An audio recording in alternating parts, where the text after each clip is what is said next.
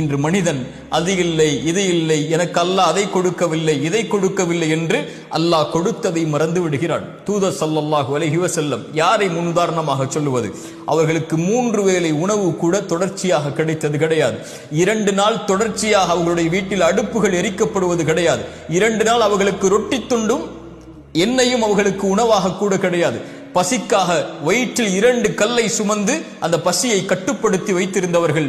அல்லாஹ்வுடைய தூதர் ஸல்லல்லாஹு அலைஹி வஸல்லமுடைய வாழ்க்கை இப்படி வறுமையிலும் ஏழ்மையிலும் பசியிலும் இருந்தாலும் இரவு ஆனால் சொல்லுவார்கள், யா அல்லாஹ், எனக்கு உணவளித்தாய் நன்றி, எனக்கு தண்ணீரை கொடுத்தாய் நன்றி, பாதுகாப்பை கொடுத்தாய் நன்றி.